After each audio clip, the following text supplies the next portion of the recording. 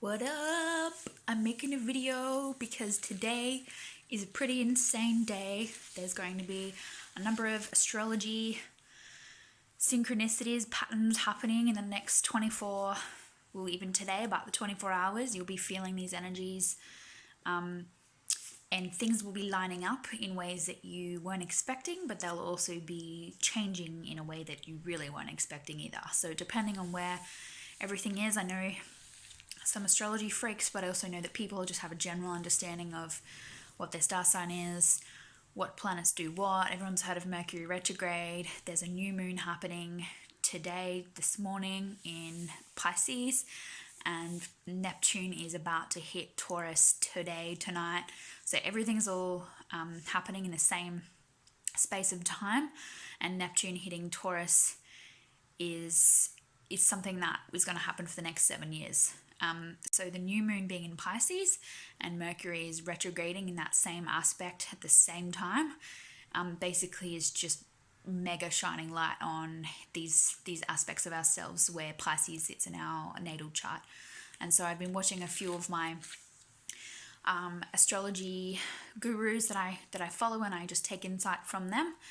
And I just want to touch that Pisces is obviously the last sign of the zodiac. Pisceans are very much the ultimate spirituality. They've taken from their last lives or this life or whatever, they've adapted and are able to transmute all of the energies from every sign into themselves. So they're adaptable. They can really integrate everyone else and come from a perspective of self-sacrifice because they are the ultimate. They learn the most because of that's the sign they've come into. So they're the ultimate of spirituality, and they really dive into the depths of understanding what life has to offer.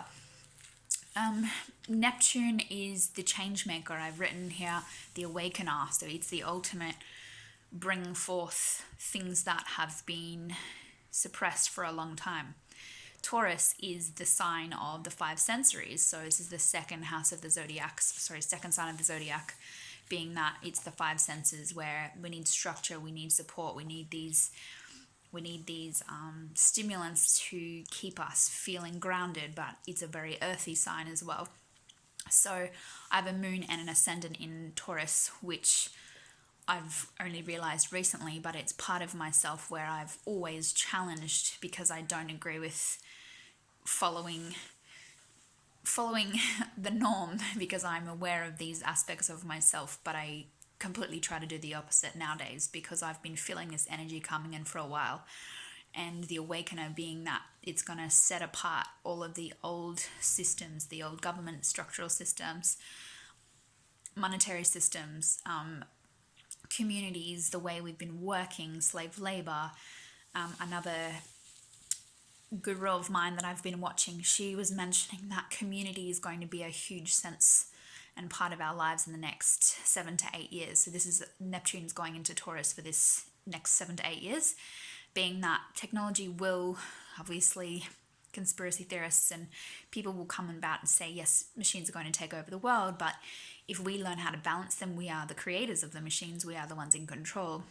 If we start to realize that and learn from these machines and learn from technology that we can actually harness it and use it to create what we need, such as people working online, people who are really starting to work remotely. There's not so much a need and a demand anymore for being in an office. Slave labor roles like working in Macca's or working in a factory or just shit that is not meant for mankind to deal with for longevity. We're going to be able to use it to harness our own intelligence, our own creativity, our natural skill set where we can start to come together. And I've been manifesting this for a while, and I've been feeling it in my soul as the deepest part of me that I do need to be feeling like I'm in a sense of community. And since I've moved to this place intuitively last year, I've been here for about 9 months now in Melbourne, and this is the first place I feel like I belong. I don't even know what it is. It's the smells, it's the sight, it's the sound, the Taurus in me that's really come to realization of this is really what's feeding my soul. But this is also where I feel like I belong because there's so much coming out now that I've been trying to run from in the past in different places, and now I'm like, no, I keep gravitating back towards this main area. So for me, it's insane. I love that I've been feeling so grounded, but just so connected to every person that I'm involved with. And I've been coming into astrology more now because I really like to understand it, and I really like to read people from that aspect, because there is a lot that you can learn from someone based on what their sign carries through. So I've written here basically the mantra from the Taurian aspect, and also now Uranus is like challenging us, saying, where am I? It's bringing us into this higher conscious level. As we know, we've been shifting paradigms, but it's testing what we know and why we know that. But now it's going to completely mess it up, because Uranus is the challenger, and it's just going to make everything that we've felt like we've manifested and set intention for blow out the window. So keeping in mind, yes, obviously what your soul and your higher self really want the most is going to happen. Manifestations always only ever happen in the way that the universe can provide, but it's still quite fascinating to see how these things come forward for us. And I've been longing for that for a really long time, and it's coming through now. So basically, I'm just going through my notes, but the Mercury aspect is just helping us see things from a perspective that we must plant the seeds, we must dig and intend for these to come into fruition in the next long term, over the next few months, but the next couple of years. And because this is a really supercharged time, it's helping us to see what it truly is, that if you're experiencing difficulty and anxiety, it's like, okay, every Mercury retrograde does is it challenges you to what parts of yourself that you haven't identified,